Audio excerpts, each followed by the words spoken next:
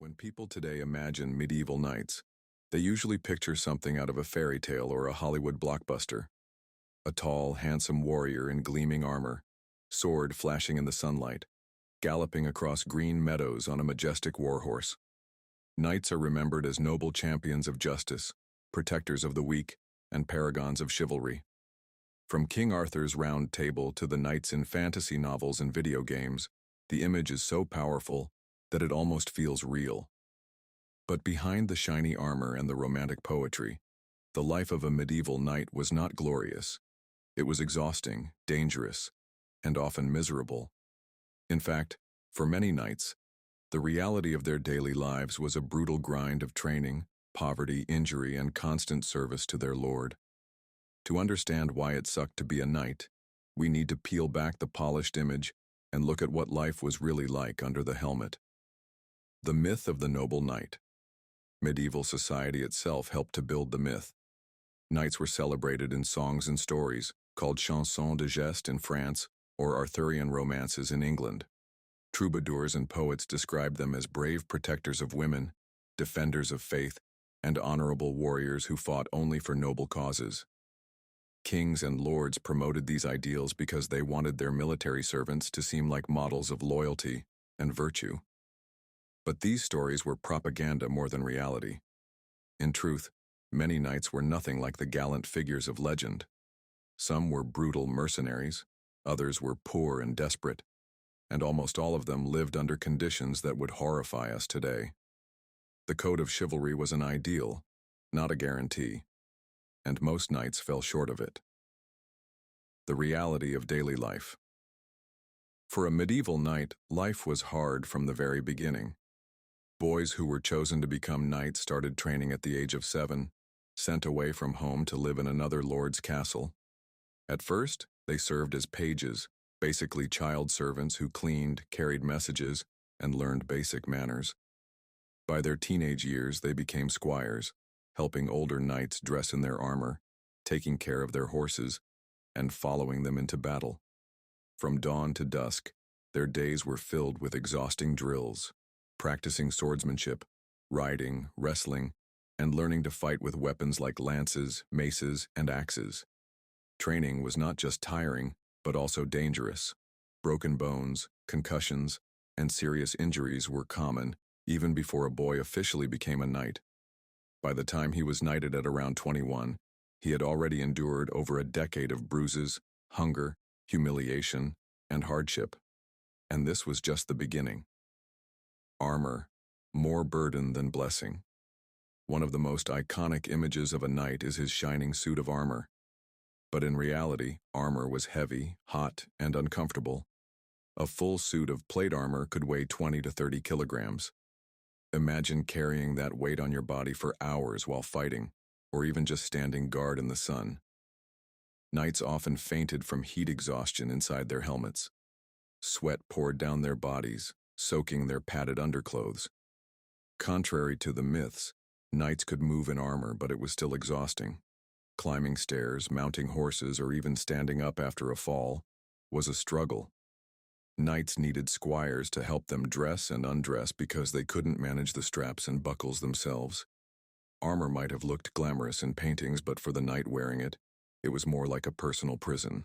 The horror of battles in the Middle Ages were not romantic duels. They were chaotic, bloody, and terrifying. Knights were trained killers, but they were also prime targets on the battlefield. Enemy soldiers knew that killing or capturing a knight could bring ransom money or glory. Weapons like warhammers, crossbows, and poleaxes were designed to crush or pierce armor. A single blow could shatter bones inside the metal shell. If a knight fell from his horse, he risked being trampled to death. Worse still, even if he survived the battle, the danger was not over. Wounds often became infected, and without modern medicine, even a small cut could mean death. Knights saw horrible things: comrades hacked apart, horses screaming as they collapsed, and entire villages burned in the chaos of war.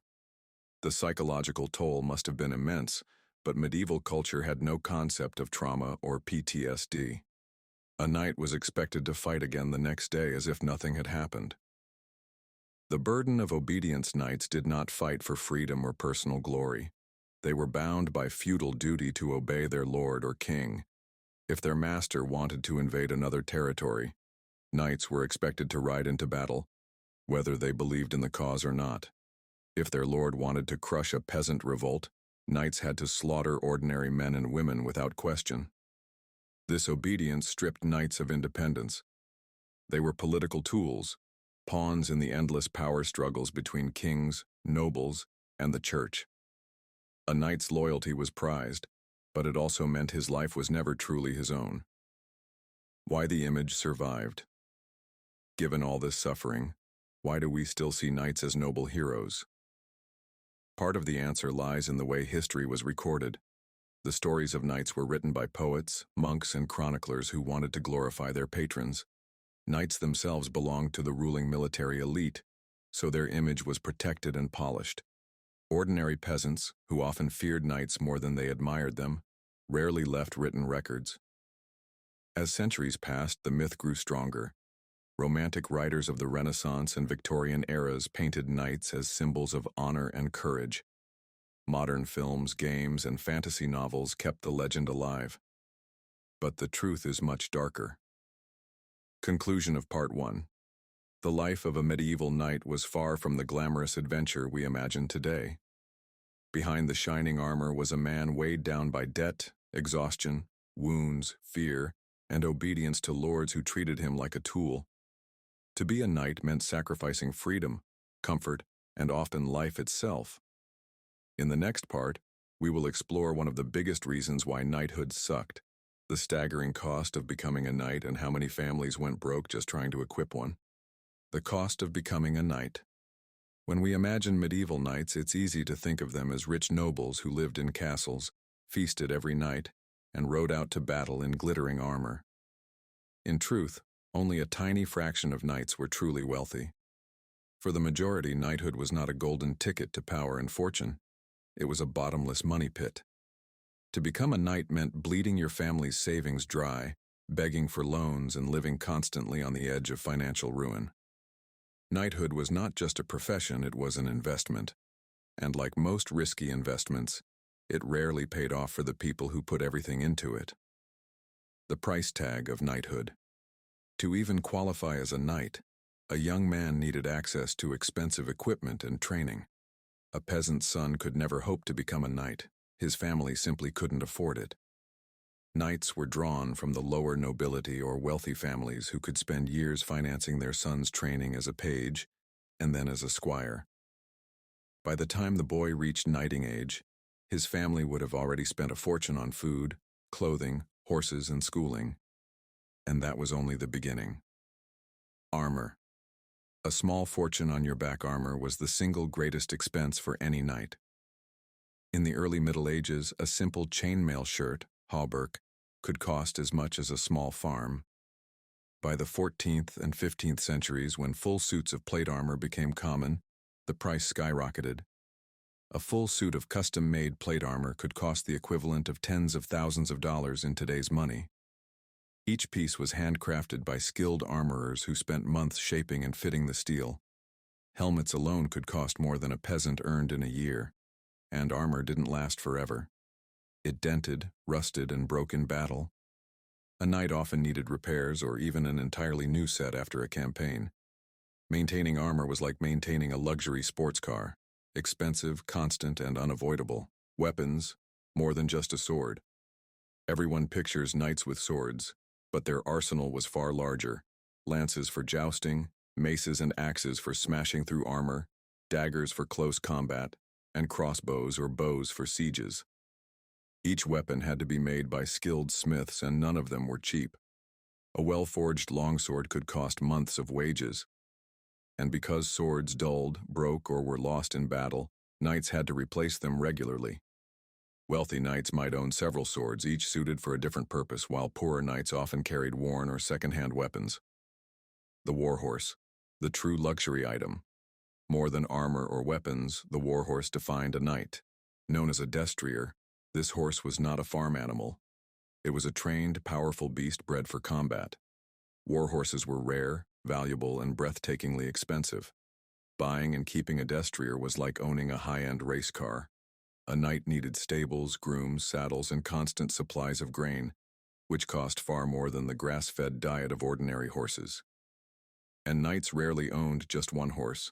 They often kept 3 or 4, a destrier for battle, a palfrey for traveling, and pack horses for supplies. If a knight's horse died in battle, it wasn't just a personal loss. It could end his career. A knight on foot was far less effective and far more vulnerable. Horses were so vital that some knights carried insurance-like agreements with their lords, who would pay to replace a horse if it was killed. Clothing and status symbols. Beyond the battlefield, knights had to maintain the appearance of nobility. Fine clothing, cloaks, and jewelry were not optional. They were expected. A knight represented his lord in public, and looking poor or ragged was a disgrace. Even feasting with other nobles required expensive tableware, servants, and gifts. The irony was that many knights were desperately poor but still had to spend like they were rich. To fall short of appearances could mean losing favor with a lord, which might mean losing your livelihood. Castles and land, the myth of wealth. The romantic image of every knight owning a castle is false. Castles were owned by powerful nobles or kings. Most knights lived in far humbler manners, and many didn't own land at all. Some were landless knights who depended entirely on wages from lords or income from raiding. Others were given small plots of land in exchange for military service, but these estates often produced little wealth after taxes and obligations. Knights were responsible for feeding themselves, their families, and their retainers, all while trying to maintain their equipment. Many found themselves in debt, despite being technically part of the nobility. The debt spiral. All of these expenses meant that knights often lived in a cycle of borrowing. They took loans from wealthy merchants, local lords, or even the church to buy armor, horses, and weapons. Victories in war might bring plunder or ransom money, but losses brought crushing debt. Knights who couldn't repay their loans risked losing their land or being disgraced. Some turned to mercenary work, selling their swords to foreign rulers or fighting in distant wars just to pay off their creditors. Others fell into outright banditry, raiding villages and travelers on the roads. Knights who had once sworn to protect the weak ended up robbing them instead. Tournaments. Risky business tournaments, especially jousts, offered knights a chance to win glory and riches. Victorious knights could claim their opponent's horse and armor, which might be worth a fortune. But for every knight who struck it rich, many more lost everything.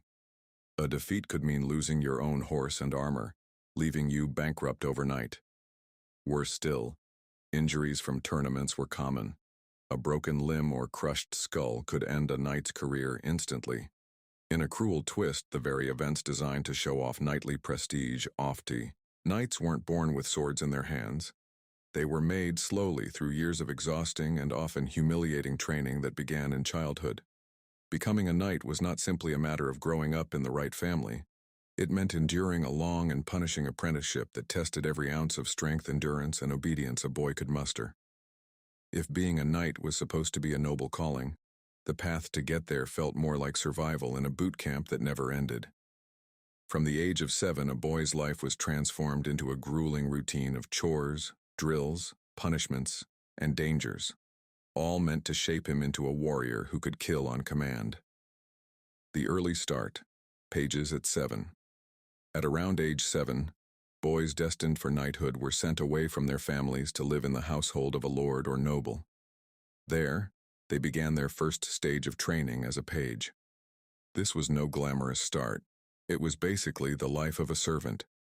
Pages fetched food, cleaned clothes, served meals, carried messages, and performed whatever chores their masters demanded.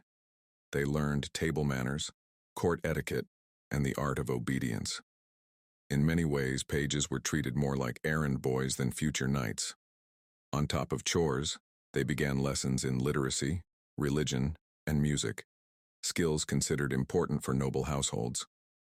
But the most important part of their education was the early introduction to combat. They practiced with wooden swords, wrestled with other boys, and began horseback riding under strict supervision. Bruises, falls, and injuries were part of daily life. The squire years, teenage trials. By age 13 or 14, a page became a squire. This was the true testing ground for future knights. A squire was assigned to serve a knight directly, acting as his personal assistant, bodyguard in training, and apprentice. Squires helped knights put on their armor, a complicated process of straps, buckles, and padding that could take half an hour or more. They cared for the knight's weapons, polishing swords and sharpening blades until their hands blistered. They groomed horses, mucked out stables, and carried equipment on campaign. More importantly, squires followed knights into battle. Though they weren't expected to fight in the front lines, squires saw violence up close. Their job was to tend to their knight, bring him replacement weapons, and even drag him from the field if he fell. Many squires died in their teens before they ever had a chance to be knighted. Training the body. Endless drills. Physical training was relentless. Squires practiced swordsmanship for hours, striking wooden posts until their arms shook with exhaustion. They trained with maces, axes, spears, and lances, learning how to kill an armored enemy in every possible way.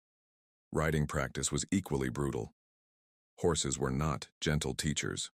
Young squires had to master control at high speeds, sometimes while carrying a heavy lance.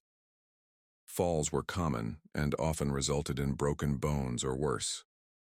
Unlike modern sports, injuries rarely ended with proper rest and recovery. Most squires were expected to push through pain and continue training. To build endurance, squires were made to run, climb, and carry heavy loads.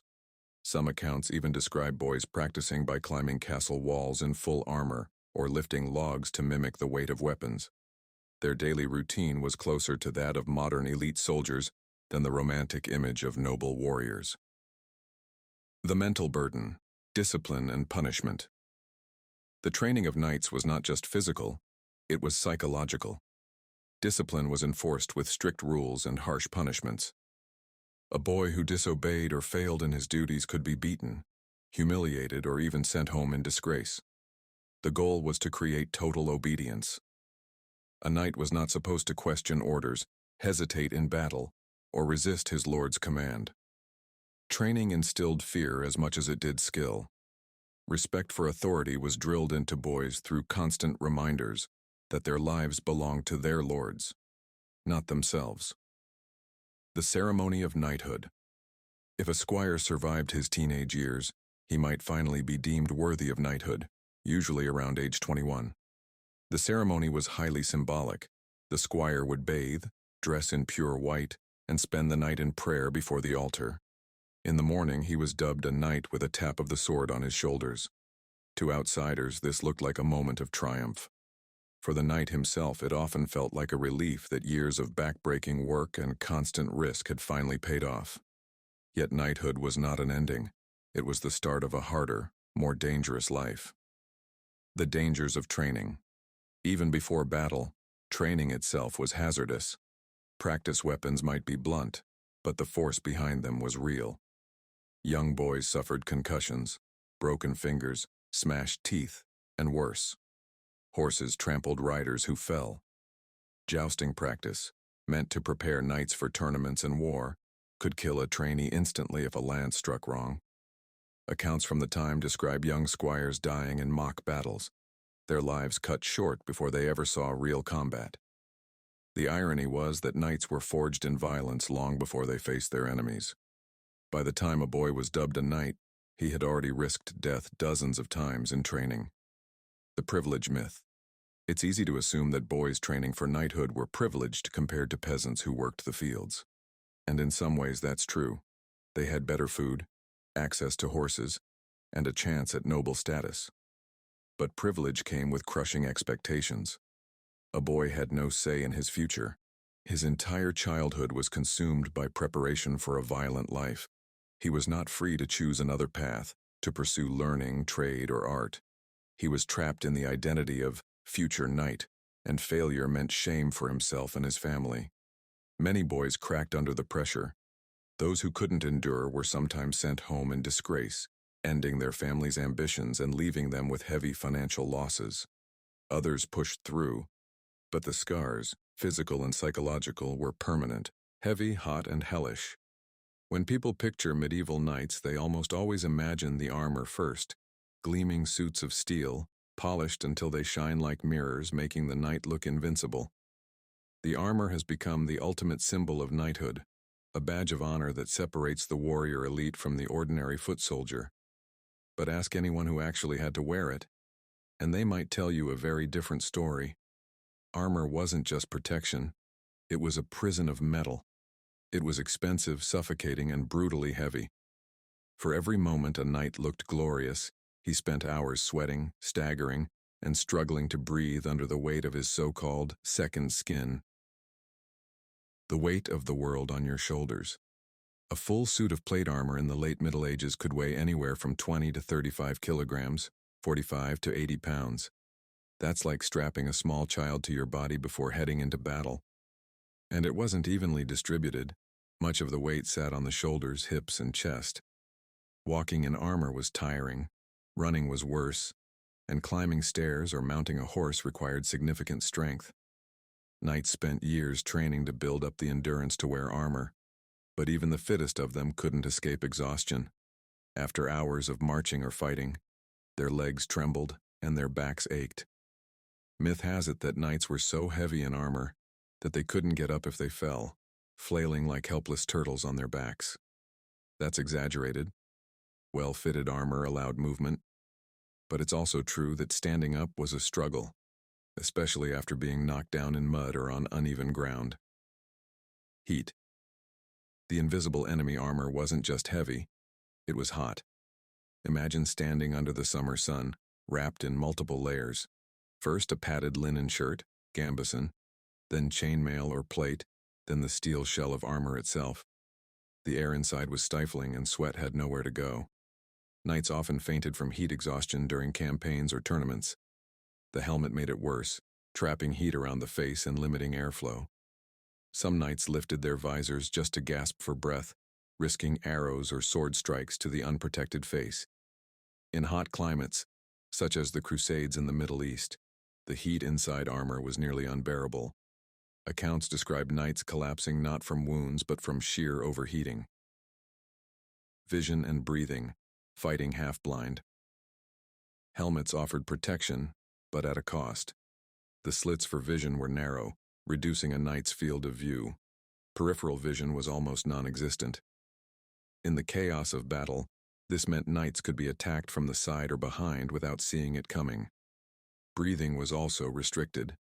Airflow inside a steel helmet was poor, and after a few minutes of combat, many knights felt like they were suffocating. The sound inside the helmet was muffled and echoing, making it hard to hear commands or approaching enemies. Knights were supposed to be symbols of courage, but in reality, many fought half-blind, half-deaf, and short of breath, all while trying not to collapse under their own armor. Painful pressure points armor may look smooth and elegant, but wearing it was far from comfortable. The metal rested on padded undergarments, but the pressure of straps and plates created bruises, rashes, and sores. Chafing around the neck, armpits, and thighs was constant. The weight dug into shoulders and hips, leaving knights aching after just a few hours. If a battle lasted all day, the pain could be excruciating.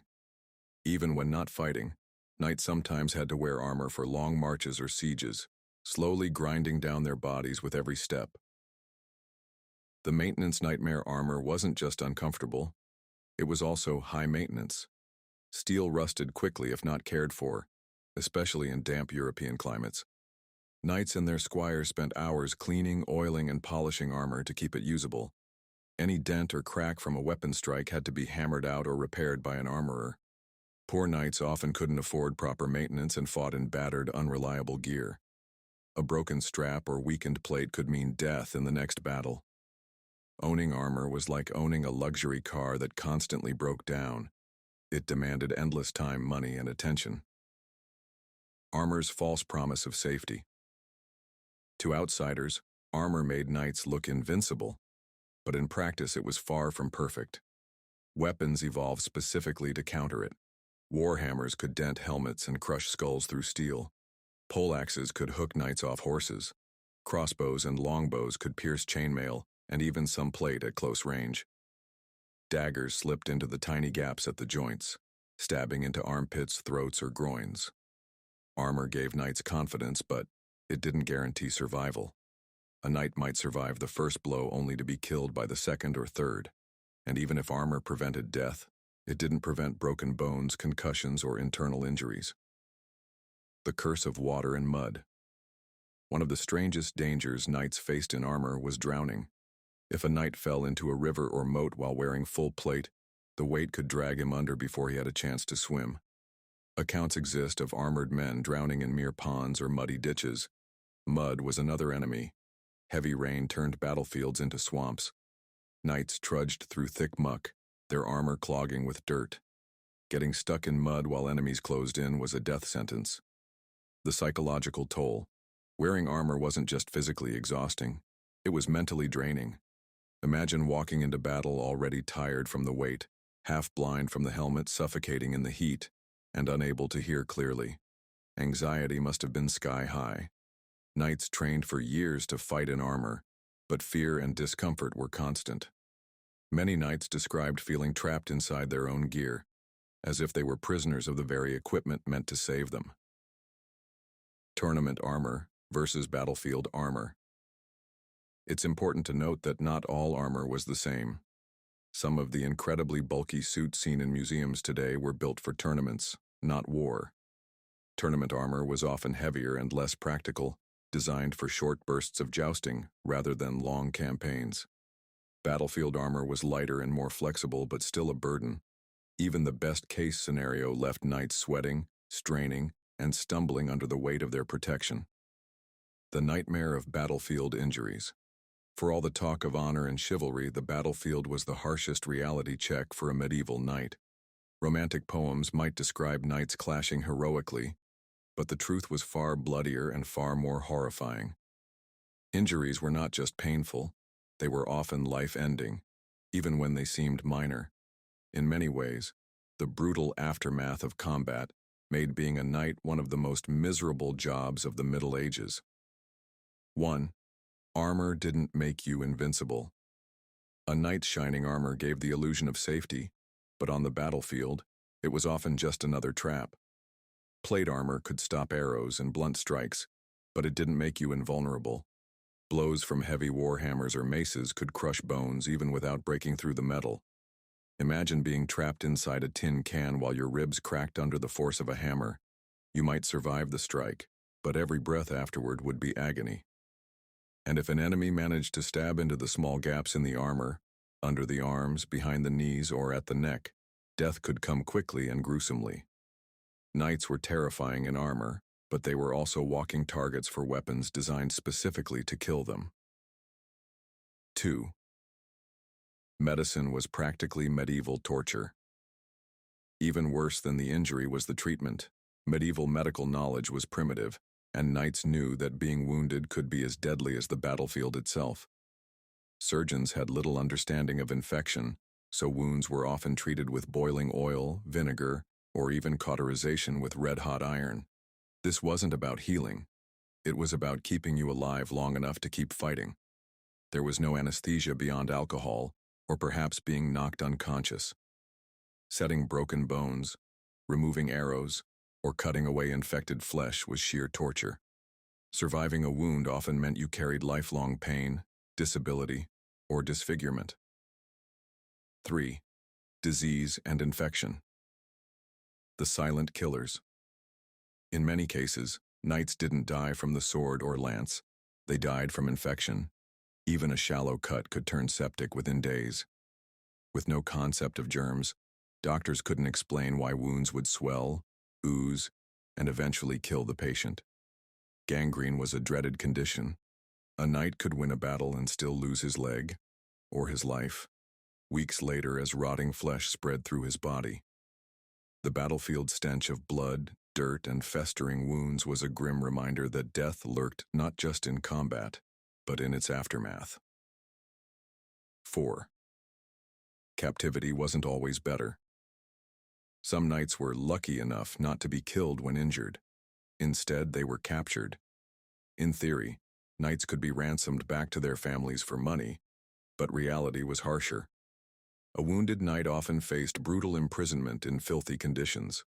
Open wounds combined with dirty straw, chains, and starvation made survival unlikely. Even when ransom came through, many returned home crippled, broken, and haunted by the experience. 5. The mental toll of war. We often forget the psychological wounds. Knights witnessed unimaginable violence, limbs hacked off, friends dying screaming in the mud, piles of corpses left for dogs and crows. The concept of shell shock or PTSD didn't exist, but knights certainly lived with it. Many returned home restless, haunted, and prone to anger or despair. Society expected them to be proud warriors, not broken men. For knights, silence was the only therapy. They were supposed to embody bravery and honor, but inside, many carried invisible scars that never healed. 6. Death was often miserable, not noble. Stories and legends talk of knights dying gloriously in battle, but most died miserably.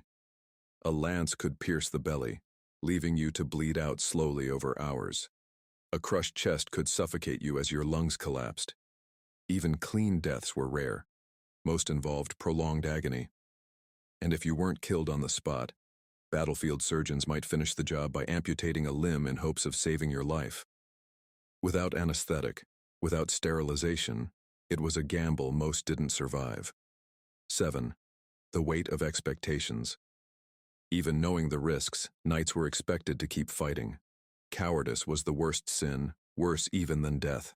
The shame of retreating or refusing combat could destroy a knight's reputation and his family's honor. This meant that many knights rode into hopeless battles simply because their code of chivalry demanded it. Imagine the dread of knowing that, even when the odds were stacked against you, surrender wasn't an option, because honor required you to suffer and die instead. 8. The glory was for the winners, the pain for everyone else. Victors wrote the chronicles and celebrated their knights, but the majority of fighters suffered in silence. Songs and poems told of shining armor and noble deeds, but the actual knight who returned home battered and scarred had little glory to show. His reality was pain, disability, and poverty if he couldn't fight anymore.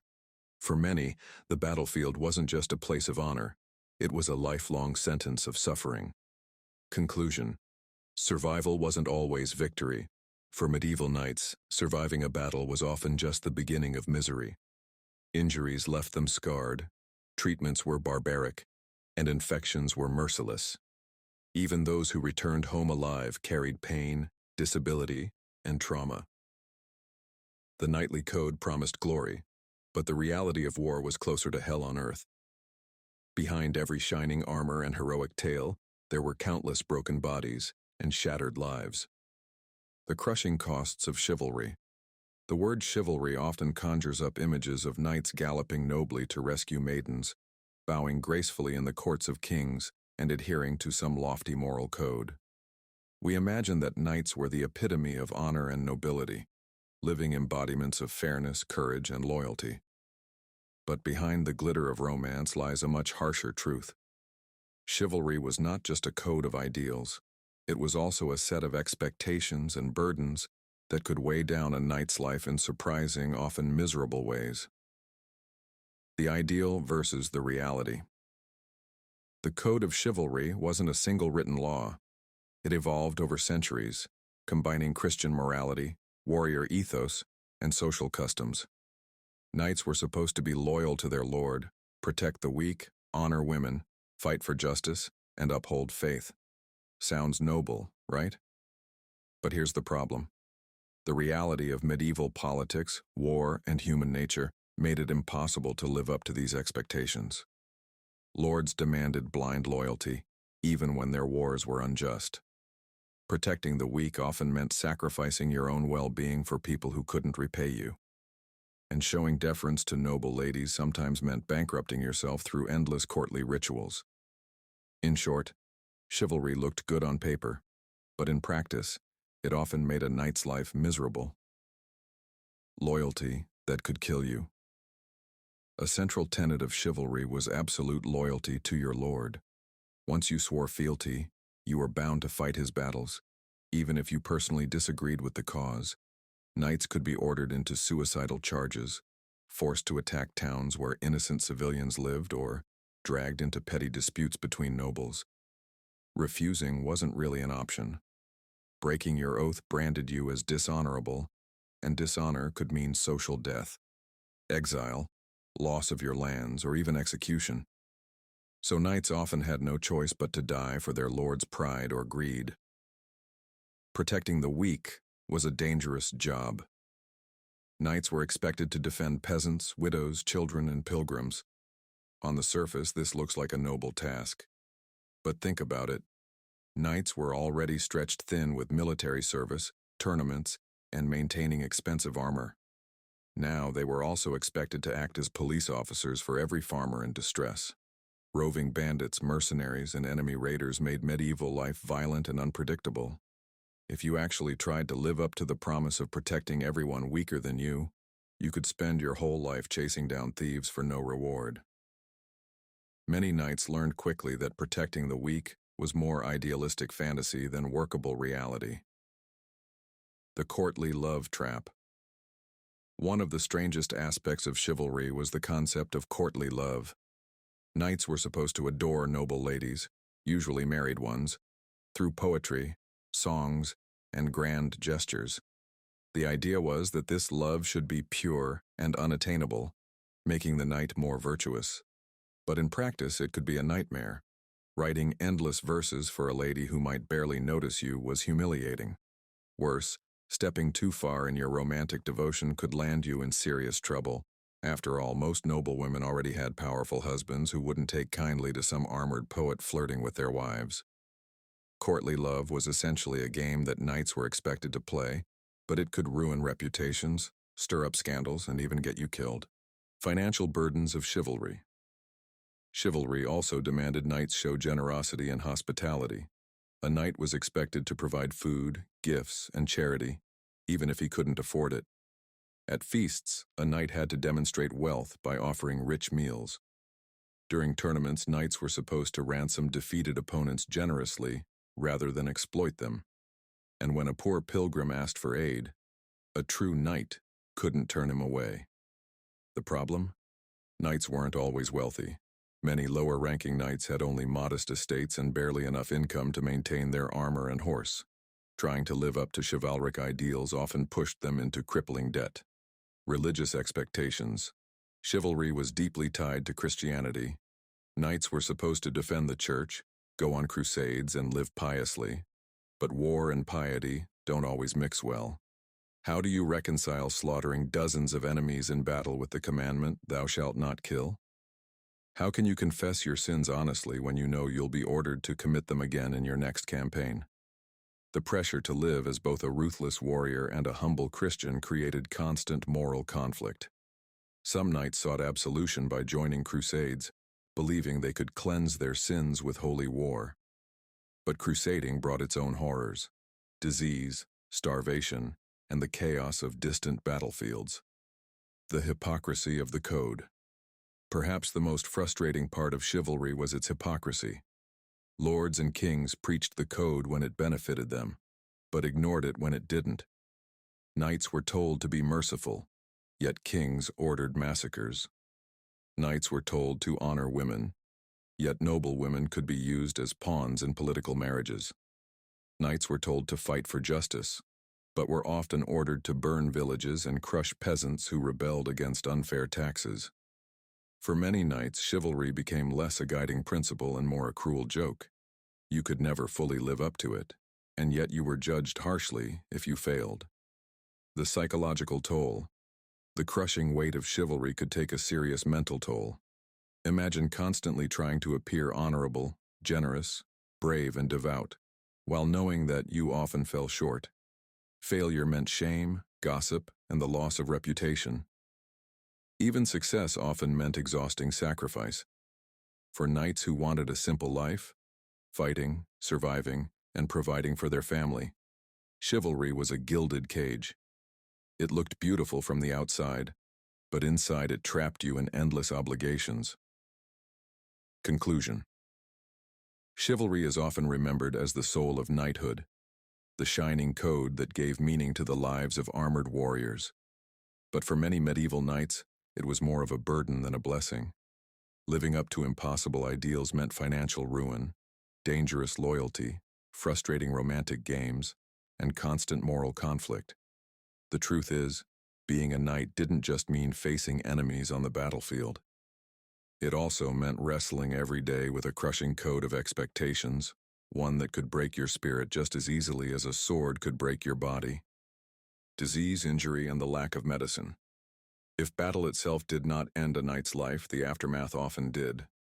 The Middle Ages were brutal not only because of war, but because of the primitive state of medicine. A knight could survive a sword slash or a lance wound, but infection was the true enemy, and there were few defenses against it. The horror of battlefield wounds. Knights were trained to fight in armor, but even steel was no guarantee of safety. Blunt trauma from maces and hammers crushed bones. Arrows pierced through joints and visors. Sword cuts mangled flesh. If a knight was unlucky enough to be dragged off the battlefield alive, but badly wounded, his suffering had only just begun.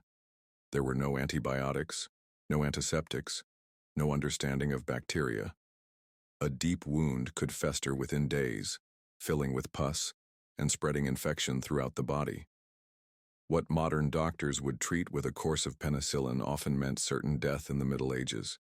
Surgeons, when available, were more akin to butchers than healers. They might attempt to stitch wounds with crude needles, pour wine or vinegar on the injury, or, if things looked dire, simply cut off the infected limb entirely. Amputation, done without anesthesia, was unimaginably painful, and survival was uncertain. The constant risk of disease beyond wounds, knights lived in an age of rampant disease.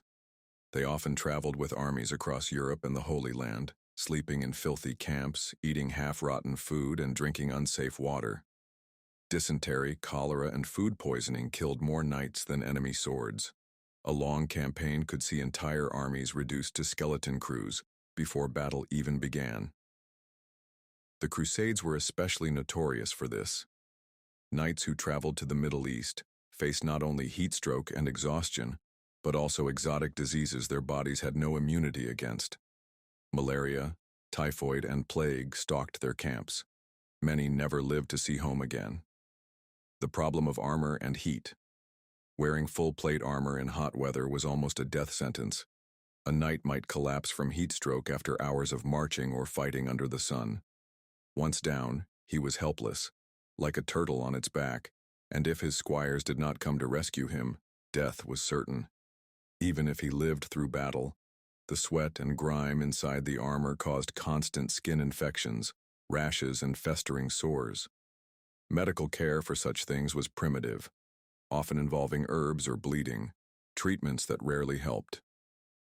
The Black Death and other plagues. No knight, no matter how noble or skilled, was safe from the greatest killers of all, plague and famine. When the Black Death swept across Europe in the 14th century, it did not spare castles or battlefields. Whole knightly orders were wiped out. Some knights fled cities to their country estates, but disease often followed them. Even before the Black Death, leprosy, smallpox, and measles spread through communities. A knight returning home from campaign might unknowingly bring disease with him, infecting his entire household. Battlefield care. If a knight was wounded in combat, the first priority of his comrades was often not saving him, but stripping him of his valuable armor and weapons before enemies could. Many knights were abandoned if they fell during battle, left to be captured or finished off. For those lucky enough to be taken prisoner, wounds were often left untreated unless the knight was wealthy. A rich knight could ransom himself, and captors might ensure he lived long enough to pay. Poorer knights, however, were expendable and their lives worth little. Psychological toll. We cannot ignore the mental strain. Medieval knights had no concept of post-traumatic stress disorder, but the symptoms surely haunted them.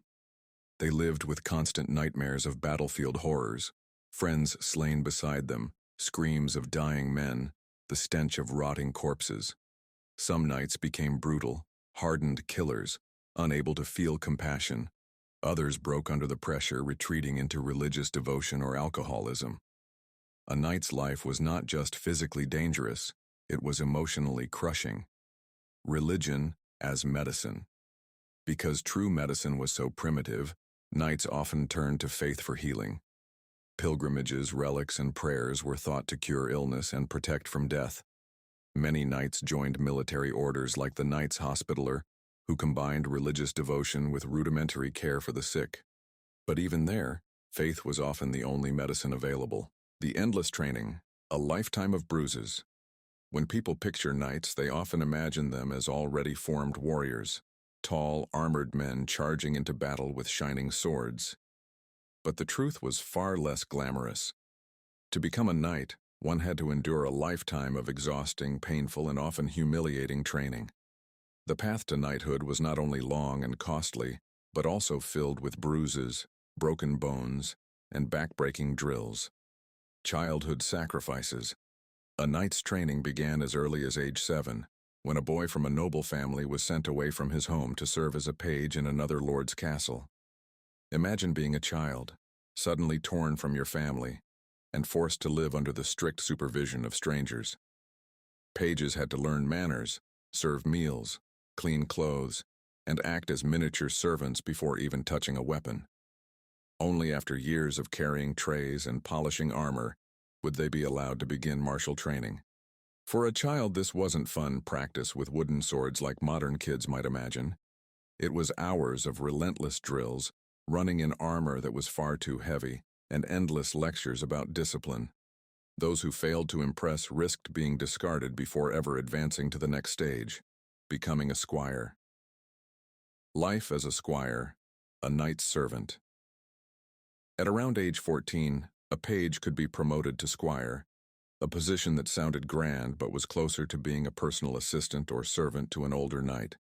Squires had to clean their knight's armor, care for his horses, sharpen his weapons, and follow him everywhere, including into battle. Being a squire was incredibly dangerous.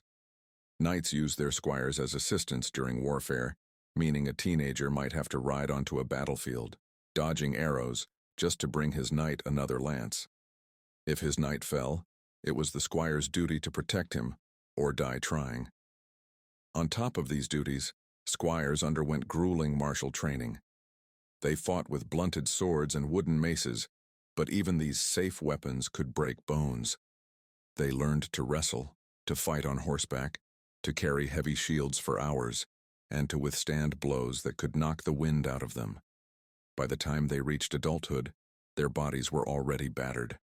The pain of armor training knights are famous for wearing armor, but before a knight could use it effectively, he had to train relentlessly while wearing it. A full suit of armor could weigh between 40 and 60 pounds, not including weapons and shields. Walking, running, or climbing in such weight was exhausting. Fighting was even worse. Training exercises included climbing ladders in armor, running obstacle courses, or sparring for hours until sweat soaked through padded underclothes. Bruises and cuts were constant companions, and the heat trapped inside armor could cause fainting or dehydration. Modern athletes might complain about tough workouts, but a knight's routine was brutal and daily. The never-ending practice of jousting. Jousting, the glamorous sport often romanticized in films, was another source of misery. While tournaments could win fame and money, training for jousting was incredibly dangerous. Riders charged each other at full speed with long wooden lances, and even blunted tips could crush ribs or knock someone unconscious. Many aspiring knights suffered permanent injuries before ever making it to knighthood. Some died during practice. And yet, training was not optional. A knight who lacked skill in jousting or mounted combat was useless in both tournaments and war. The cost of training becoming a knight wasn't just physically punishing, it was financially crippling. Weapons, armor, and horses were outrageously expensive, and training consumed time that could have been spent learning other, more profitable skills. Families often went into debt trying to provide their sons with the necessary equipment. If a knight failed in training or was killed before being knighted, all those sacrifices went to waste. There were no refunds for broken swords or dead horses. Psychological strain. Years of constant discipline, humiliation, and brutal physical labor also took a toll on mental health. A young squire had to submit to the authority of older knights, endure hazing, and prove his toughness daily. Any sign of weakness, crying from pain, failing in combat drills, or refusing an order, could brand him as unworthy. Many young men broke under the pressure, but few dared to speak out, since honor was more valuable than life itself. Graduation, the knighthood ceremony. After years, sometimes decades of backbreaking work, bruises, broken bones, and servitude, a squire could finally earn the right to be knighted. The ceremony was glamorous, filled with prayers, feasts, and gifts. But the glory was short-lived. For most new knights, the real struggle began the next day. Endless wars, expensive upkeep of equipment, and the constant possibility of death. In many ways, knighthood was less of a reward and more of a lifelong punishment disguised as honor. Why this sucked so much childhood stolen? Training began at such a young age that boys never experienced normal lives. Constant danger. Even before real battles, squires risked injury or death in training. Never-ending work. From cleaning armor to enduring endless drills, the workload was crushing. Psychological abuse. Knights were expected to be stoic, no matter how much pain they endured. High stakes. Years of effort could be destroyed by a single failure. What people today see as the glamorous preparation of a noble warrior was, in reality, a painful, exhausting, and sometimes deadly process. The curse of glory. When fame was more pain than gain, knights are often imagined as glorious celebrities of their time, praised in poems, painted in tapestries, sung about in troubadour ballads. But the so-called glory of knighthood was less a reward and more a burden, and for many knights, fame was just another word for endless obligations, crushing expectations, and dangerous rivalries. Let's pull apart the myth of knightly glory to see why it actually sucked. 1. Glory was temporary. Winning a joust or slaying an enemy on the battlefield might earn a knight some songs in the tavern, but that glory faded quickly. Another knight would soon outshine him, or worse, challenge him to a duel to prove who was the real hero. Fame in the Middle Ages was fleeting and unstable. There was no lifetime achievement award for knights. You had to constantly prove yourself or risk being forgotten.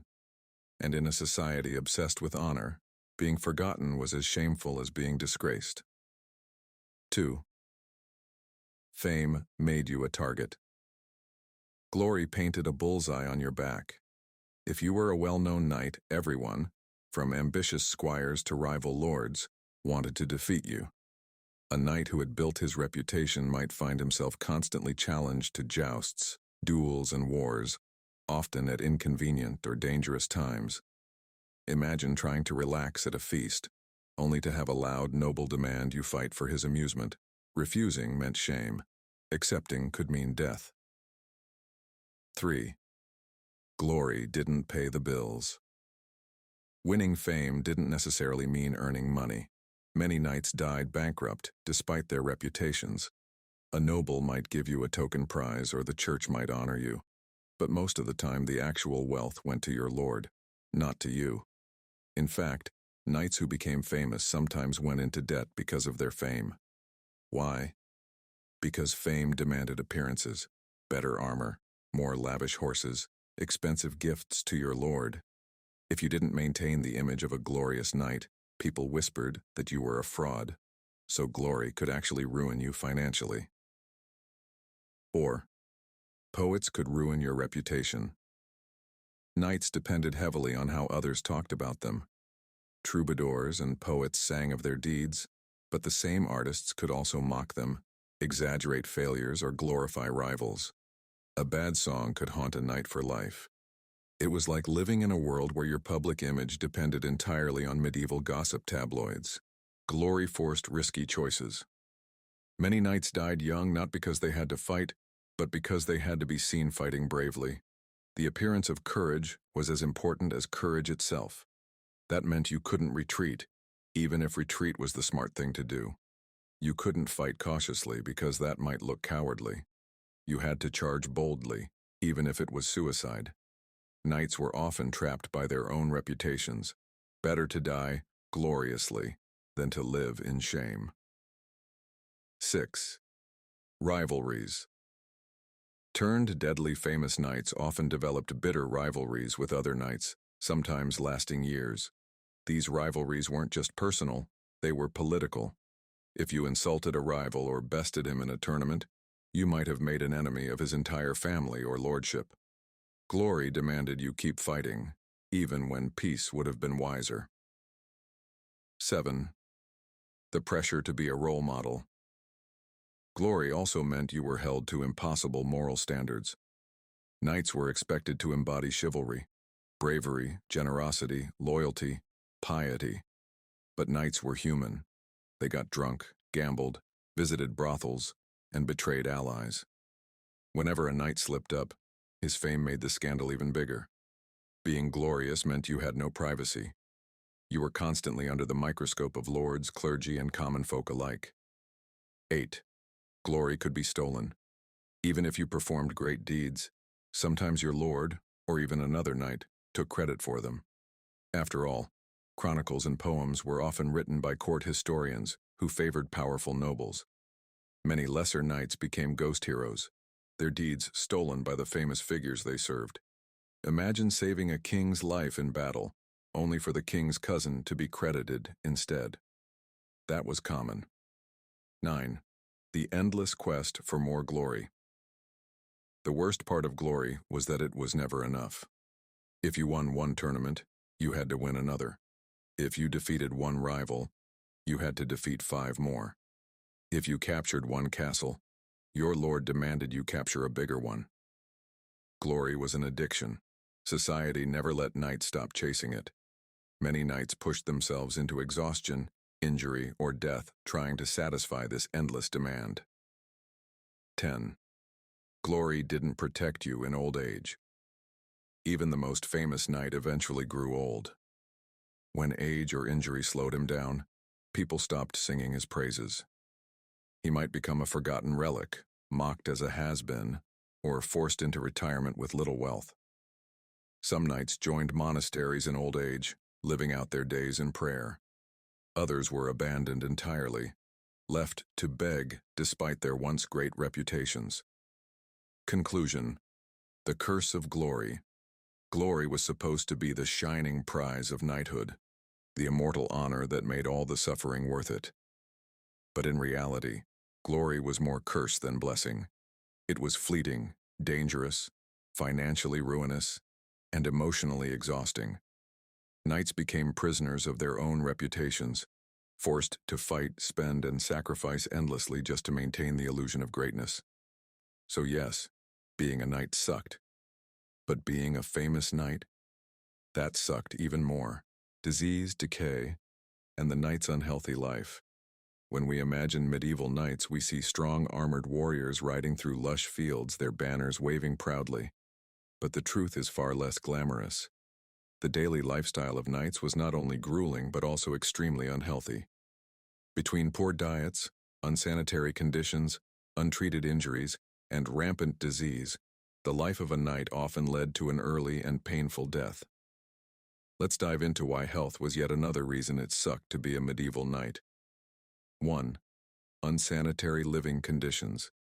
Knights were often stationed in castles or military camps, and while castles looked imposing from the outside, inside they were cold, damp, and unhygienic. Floors were rarely cleaned, waste disposal was primitive, and vermin such as rats and lice were everywhere. Knights, like everyone else, were vulnerable to lice infestations, fleas, and bedbugs, which spread diseases rapidly. The stench in enclosed spaces could be unbearable, and combined with smoke from hearth fires, knights often developed chronic breathing problems. 2. The poor medieval diet. Despite their status, knights didn't necessarily eat well by modern standards. Their diet was heavy on bread, cheese, salted meat, and alcohol, especially ale and wine. Fresh vegetables were considered peasant food, and often neglected in a knight's diet. This led to deficiencies in essential vitamins and minerals. Scurvy, poor dental health, and digestive problems were common. The lack of clean drinking water meant that knights drank alcohol daily, which took a toll on their livers and overall health. 3. Battlefield wounds that never healed properly. A knight's profession meant constant risk of injury. Even if he survived a sword slash or an arrow wound, medieval medicine had little to offer. Surgeons were often little more than butchers. They had limited knowledge of infection and sterilization. Amputations were common, wounds festered, and gangrene was almost a death sentence. A knight who sustained a serious injury could be crippled for life, relying on servants just to move around. 4. Disease in the ranks. Knights might have been elite warriors, but they still lived and fought among common soldiers. In crowded camps and towns, diseases spread like wildfire. Dysentery, typhus, tuberculosis, and pneumonia were common.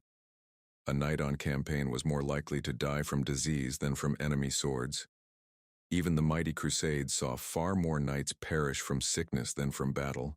Imagine traveling thousands of miles only to die from contaminated food or water. 5. Plagues and epidemics. No discussion of medieval life is complete without mentioning the Black Death. The bubonic plague ravaged Europe in the 14th century, and knights were not spared. Fleas carried by rats spread the disease rapidly through castles, towns, and battle camps. Entire knightly households were wiped out. Surviving such pandemics often left knights traumatized and deeply aware of how fragile their lives were. Dental misery. Knights loved bread, and medieval bread often contained stone fragments from millstones. Chewing this wore down their teeth rapidly. Combine that with sugar introduced through trade, poor hygiene, and lack of dentistry, and knights suffered horrifically. Tooth decay, abscesses, and jaw infections were common. A knight might fight fearlessly against armies, but toothache could reduce him to tears.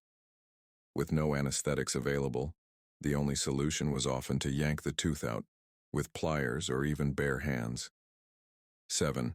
Alcohol and substance dependence. Because water was unsafe, knights drank ale and wine daily, often in large amounts. This constant drinking made alcoholism common. Some knights also used opium-based painkillers or herbs provided by apothecaries to deal with chronic pain, which could lead to dependency. Alcohol might have dulled their pain, but it also impaired their judgment, weakened their bodies, and shortened their lives. 8. The burden of armor on the body armor was not only heavy, but also damaging over time. Knights developed chronic back pain, joint strain, and arthritis from years of training and wearing steel. Muscles and bones suffered under the constant weight. Even when not at war, knights were expected to train daily in armor. By the time they reached their 40s or 50s, many knights were worn down physically, their bodies prematurely aged. 9. Psychological strain and trauma. We often focus on physical health, but mental health was equally grim. Knights witnessed brutal violence, massacres, and the deaths of comrades. PTSD, though not named as such back then, was rampant. Nightmares, anxiety, and emotional breakdowns plagued many knights. The medieval church sometimes treated these issues as spiritual weakness rather than trauma, offering prayer instead of real support. 10. Short life expectancy.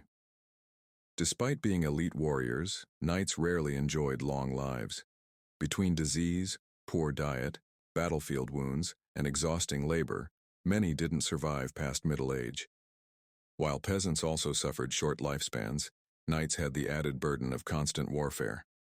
The dream of retiring peacefully with land and wealth often never materialized, because many knights died before they could enjoy it.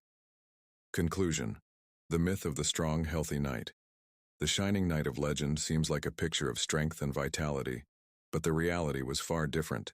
Knights lived surrounded by disease, fought through constant pain, ate poor diets, and often died young. Their armor might have protected them in battle, but it couldn't shield them from infections, malnutrition, or plague.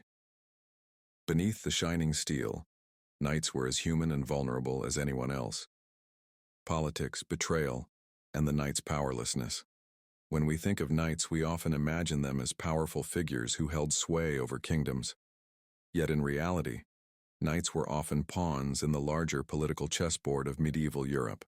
Despite their training, bravery, and supposed status, knights frequently found themselves at the mercy of nobles, kings, and shifting alliances.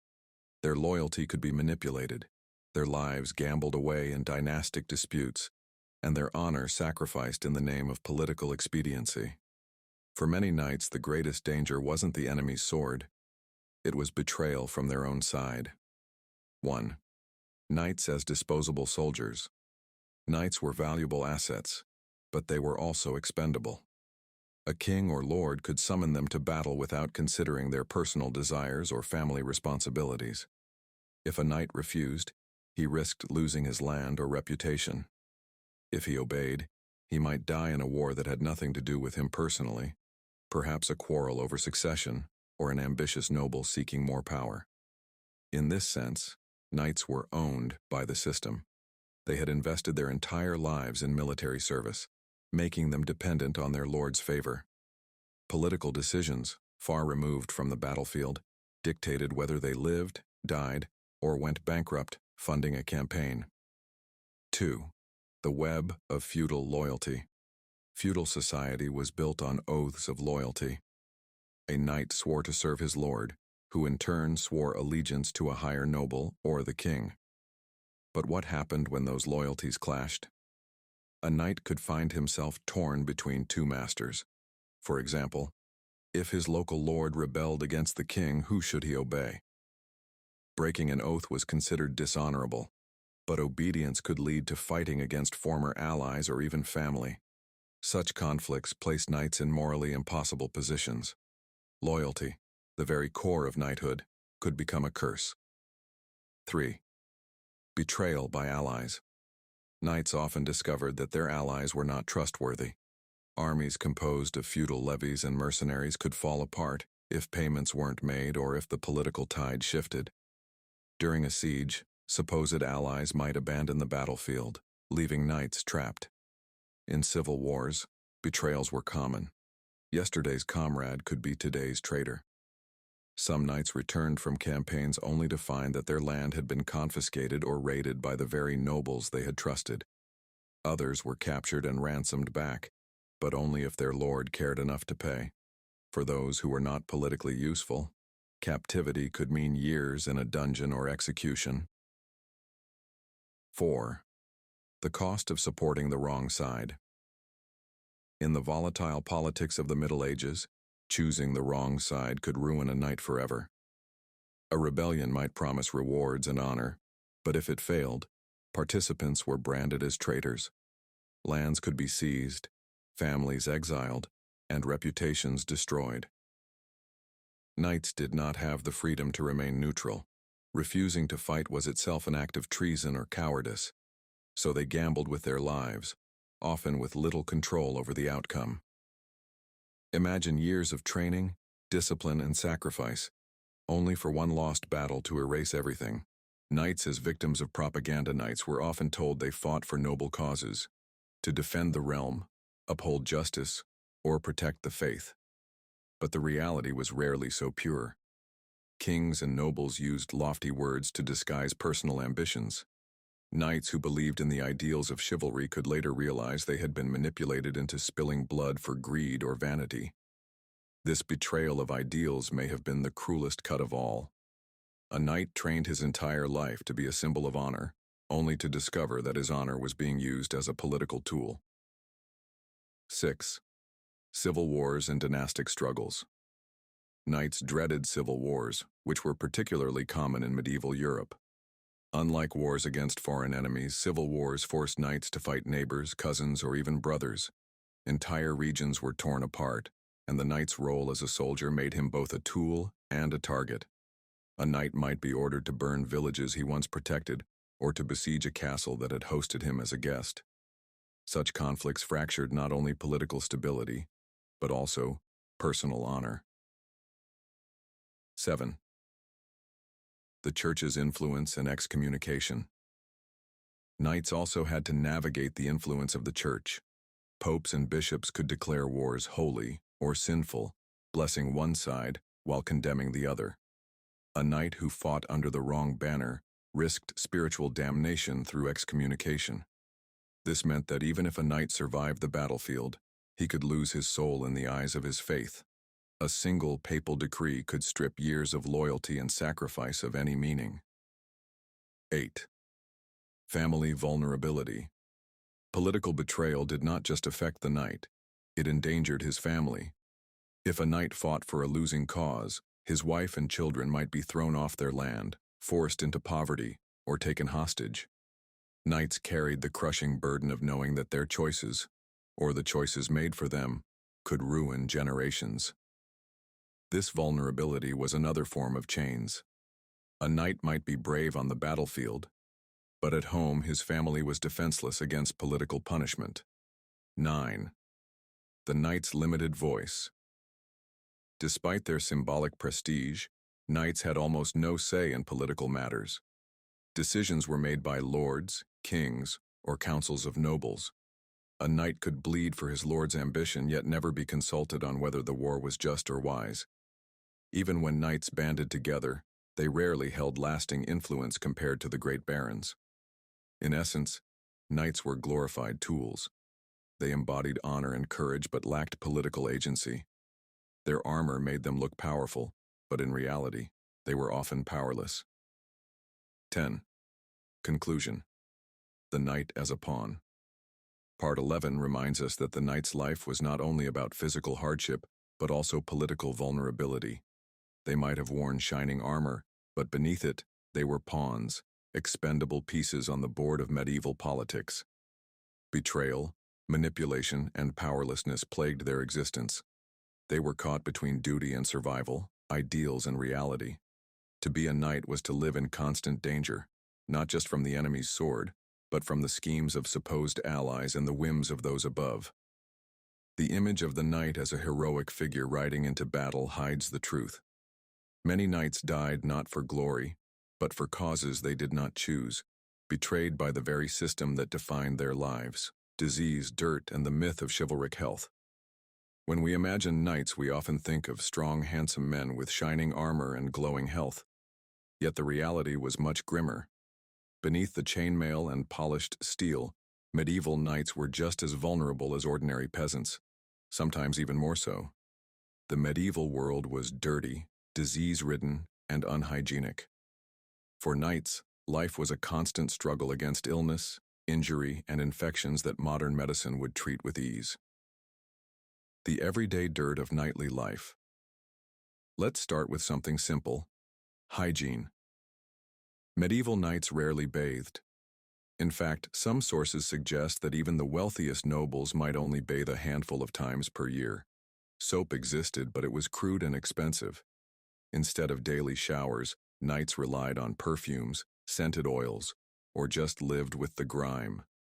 After wearing heavy, sweaty armor for hours in the summer sun, you can imagine the stench. Living conditions didn't help. Castles were cold, damp, and drafty. The floors were often covered in rushes, straw, or reeds that collected food scraps, spilled drinks, insects, and even human waste. Changing the rushes might only happen once or twice a year. Imagine sleeping in a knight's great hall. It smelled more like a barn than a palace. Wounds that killed slowly. Knights were warriors. That meant injuries were part of life. But while a sword slash or arrow wound might not kill instantly, the infection afterward often did. With no understanding of germs, knights' wounds were usually treated with herbal poultices, animal fat, or even boiling oil. Sometimes they would cauterize a wound by pressing hot iron against it, which only increased the chance of infection. Armor helped prevent some injuries, but it wasn't perfect. A blow that dented armor could break bones beneath. Broken bones often healed badly, leaving knights with permanent limps, crooked arms, or chronic pain. Unlike Hollywood, where knights leap around effortlessly, many real knights limped through life scarred and half-crippled. Medieval medicine, a roll of the dice. When knights fell sick, they turned to medieval doctors, men who believed in balancing the four humors: blood, phlegm, black bile, and yellow bile. If a knight had a fever, doctors might bleed him with leeches. If he had stomach trouble, they might prescribe purging, vomiting, or laxatives. None of these treatments actually cured diseases. Often, they made things worse. Hospitals, where they existed, were not centers of healing but places where the sick went to die. A knight struck down by pneumonia, dysentery, or plague had very little chance of recovery. Even minor infections could become fatal without antibiotics. The plague and its toll. The most infamous disease of the Middle Ages was the Black Death, 1347–1351, which killed an estimated 1/3 of Europe's population. Knights were not spared. In fact, their constant travel, battles, and interaction with soldiers from other regions made them especially vulnerable. A knight could return from war only to carry the plague back to his castle, infecting his entire household. During the plague years, the knightly ideal of chivalry crumbled. Many knights abandoned their lords, fled their castles, or even looted villages for food and supplies. Heroism mattered little when death came from a flea bite. Malnutrition, the hidden weakness. It might seem surprising, but even knights often suffered from malnutrition. Their diet was heavy on bread, meat, and ale, but light on fruits and vegetables. This led to vitamin deficiencies. Scurvy, caused by lack of vitamin C, could rot gums and loosen teeth. Constantly eating salted meat could damage the kidneys. And because knights often fasted for religious reasons, their bodies were put under even more strain. Drinking water was unsafe in many areas, so knights consumed large amounts of beer and wine daily. This not only damaged their livers but also left them dehydrated. A knight might ride into battle hungover, bloated, and sluggish, hardly the romantic image of medieval strength. Dental disaster. If you've ever had a toothache, imagine suffering it in the Middle Ages. Knights had no dentists. Cavities, broken teeth, or gum infections were treated by yanking the tooth out, often with no anesthesia other than a strong drink. Many knights lost multiple teeth by middle age, making it painful to eat the tough bread and meat that dominated their diet. This constant dental misery was another hidden curse of knightly life. A knight could ride into battle with shining armor, but rotting teeth beneath his grimacing smile. Mental strain. The forgotten illness. We often forget that knights also suffered mentally. The Middle Ages had no concept of post-traumatic stress disorder, PTSD, but knights lived through constant violence. They saw comrades killed, villagers slaughtered, and entire towns burned. After years of fighting, many knights turned to drinking, gambling, or cruelty to numb their trauma. Depression and anxiety were seen as spiritual weakness or even possession by demons. Knights were encouraged to pray or confess sins, but real psychological help didn't exist. The pressure to live up to the ideal of a fearless, holy warrior only made things worse. The short, painful life of a knight. So, what was the result of all this disease, dirt, and danger? A short lifespan. While medieval nobles had a better chance of survival than peasants, knights often died young, either in battle, from untreated wounds, or from sickness. A knight who reached 50 was considered lucky. Many died in their 20s or 30s. The myth of the long-lived, invincible knight is just that, a myth. In reality, the job was one of constant physical strain, poor hygiene, and health risks at every corner. Conclusion. The fragile flesh. Behind the steel knights may have looked strong in their armor, but underneath they were as vulnerable as anyone else. Disease, filth, and primitive medicine haunted them daily. The same armor that protected them in battle could trap sweat and dirt against their skin, causing rashes and sores. The castles they lived in were drafty, damp, and full of vermin.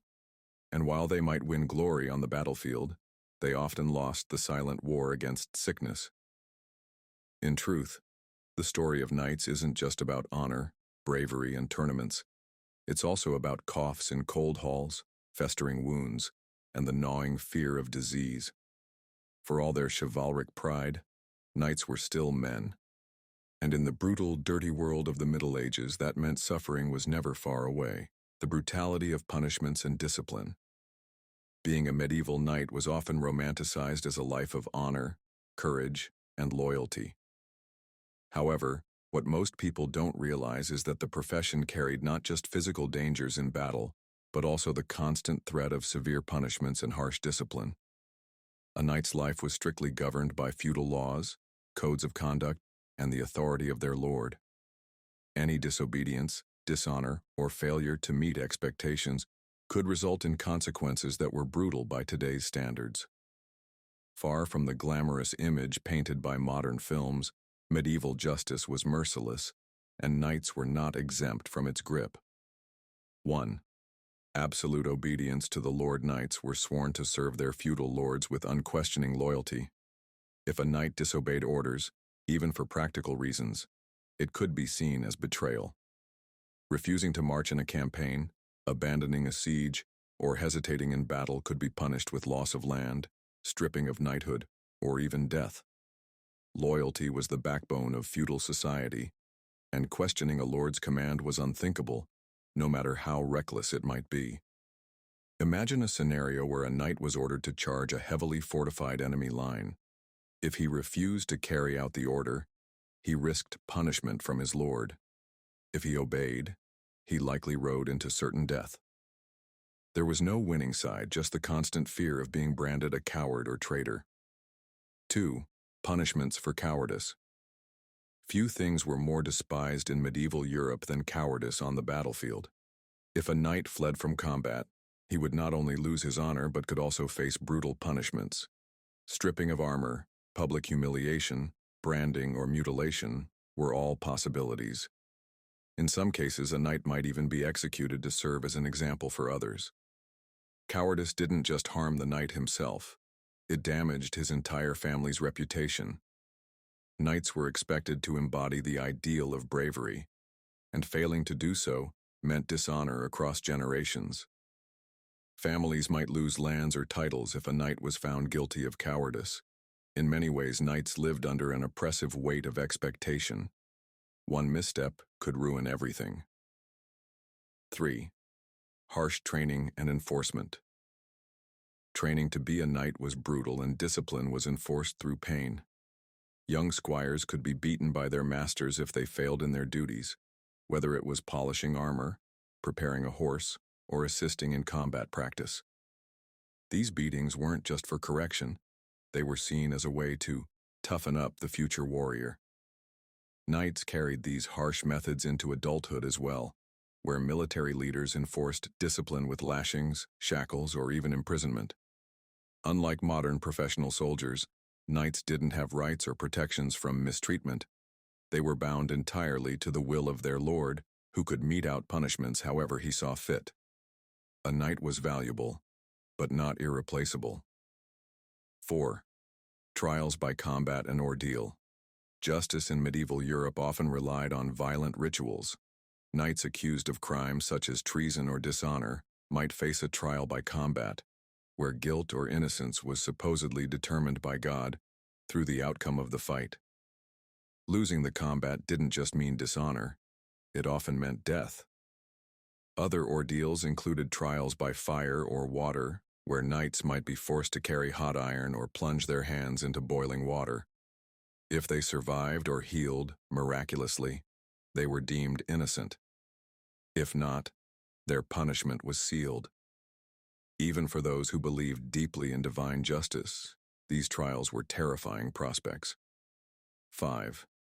Prison and ransom. Knights captured in battle were often held for ransom rather than executed, since their armor and noble status made them valuable. However, imprisonment was anything but pleasant. Conditions in medieval dungeons were filthy, overcrowded, and disease-ridden. Food was.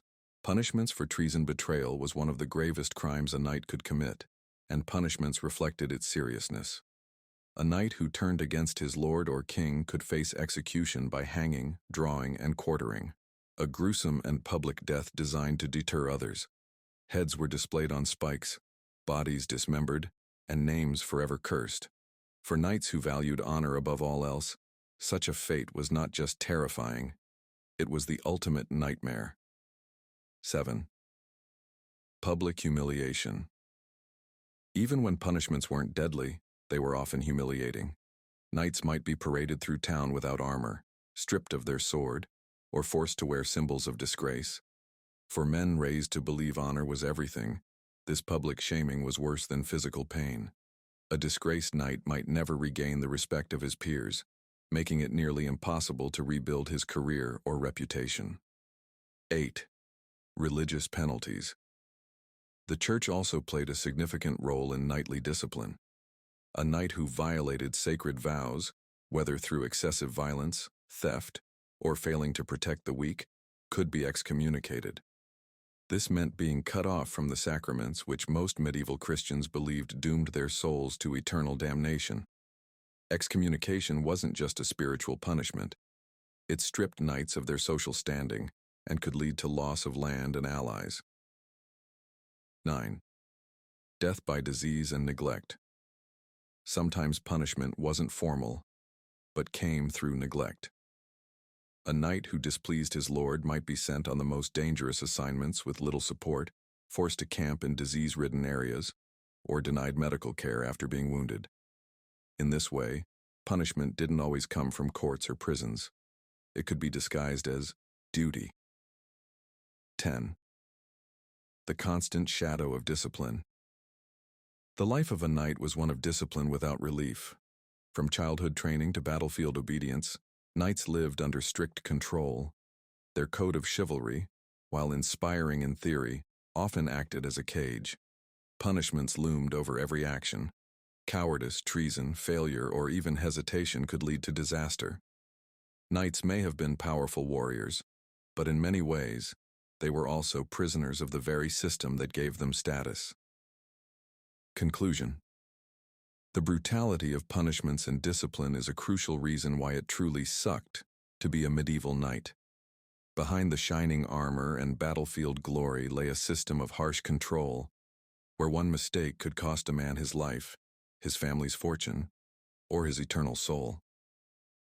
Far from being romantic heroes, knights lived with a constant fear of dishonor, humiliation, and cruel justice. Their world was not one of freedom, but of relentless, unforgiving discipline, the endless burden of loyalty. If there was one constant in a knight's life, it was loyalty, or at least the expectation of it. A knight was sworn to his lord, his king, and ultimately to God. These oaths sounded noble in poetry and song, but in reality, they could tear a man apart. Loyalty was not optional. It was demanded, tested, and punished when broken. And often, being loyal meant being trapped. Torn between loyalties. Imagine a knight serving a local baron who, in turn, served a powerful duke, who ultimately bent the knee to the king. Each of these overlords could call upon their knight's service. What happened when the baron and the duke quarreled? Or worse, when the king and the pope disagreed? The knight stood caught in the middle, forced to decide whom to obey. Medieval history is littered with examples of knights torn apart by conflicting loyalties. During the 100 Years' War, knights from Aquitaine owed allegiance both to the King of France and the King of England. When those two monarchs went to war, knights found themselves in an impossible bind. Whichever side they chose, they were betraying another sworn oath. Loyalty to lords versus family. Even more personal was the tension between duty to one's lord and duty to one's family. Knights were often required to leave their wives, children, and estates for months, sometimes years, on campaign. Letters from the period, rare as they are, reveal the strain this put on households. Wives struggled to manage estates in their husband's absence. Children grew up barely knowing their fathers. For knights, the burden was psychological as well as practical. The same code of chivalry that demanded absolute loyalty to one's lord also preached the sanctity of family honor. A knight who abandoned his family to serve faithfully was praised for his loyalty, but if his lands were raided or his household fell into ruin, he was blamed for neglect. It was a lose-lose scenario. The high price of betrayal knights who broke their oaths, whether by switching sides in a civil war, refusing to follow an unjust order, or deserting a campaign, paid a brutal price. The penalty was not always death. but often something worse: dishonor. A knight's entire identity was wrapped up in his reputation for loyalty and courage. To be branded a traitor meant social exile. There are records of knights having their coats of arms destroyed, their shields publicly defaced, and their spurs, the symbol of knighthood, ripped from their boots in ceremonies of shame. They were left to wander as broken men, stripped of land and title. To a medieval knight, dishonor could be as devastating as the executioner's axe. Loyalty to the church beyond worldly obligations, knights were also sworn to the church. In theory, they were defenders of Christendom, bound to fight for God's will. In practice, this meant being dragged into crusades that had little to do with personal interest. The First Crusade called thousands of knights to march across Europe and into the Holy Land. Many died of starvation, disease, or exhaustion, long before ever facing an enemy. The burden of loyalty to the church extended even into daily life. Knights were expected to attend Mass regularly, tithe from their already strained income, and sometimes donate their services to holy causes for free. This constant demand added yet another layer of obligation onto an already overloaded existence. When loyalty meant suicide. At times, loyalty required acts that bordered on suicidal. Knights were expected to follow their lord into battle, no matter how foolish the cause or hopeless the odds. Famous chronicles describe knights charging into overwhelming enemy forces simply because retreat would dishonor their lord. The Battle of Agincourt, 1415, is often remembered for English longbowmen slaughtering waves of French knights. But behind the glory of Shakespeare's retelling lies a tragic reality. Many knights knew the charge, the ideal versus the reality. The chivalric code painted loyalty as noble. Knights were told to be faithful unto death. Troubadours sang of knights whose devotion to their lords or ladies became legendary. But the reality was less romantic. Loyalty often meant blind obedience, servitude, and exploitation. Lords could, and did, manipulate their knights' sense of duty to enrich themselves, while knights bore the costs. The contrast between ideal and reality grew especially sharp during the later Middle Ages. As professional mercenaries began to dominate warfare, the image of the loyal knight looked increasingly outdated.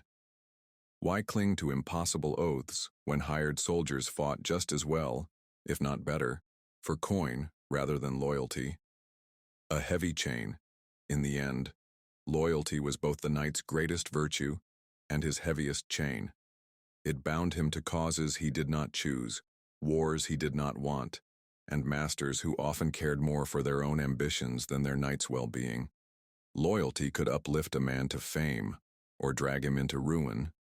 So while tales of knightly devotion may sound inspiring to us centuries later, for the men who lived it, loyalty was rarely a shining ideal. It was a burden, inescapable, unrelenting, and often destructive. And that is yet another reason why it truly sucked to be a medieval knight. The myth versus the reality. Why the knight's legacy is so misunderstood. When most people today think of medieval knights, the image that comes to mind is something out of a fairy tale. Shining armor, noble quests, heroic deeds, gallant rescues, and a code of chivalry that seems almost saintly. Modern media, movies, novels, TV series, even video games, have cemented this picture.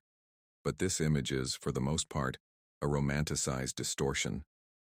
The reality of a knight's life was often brutal, inglorious, and deeply unpleasant.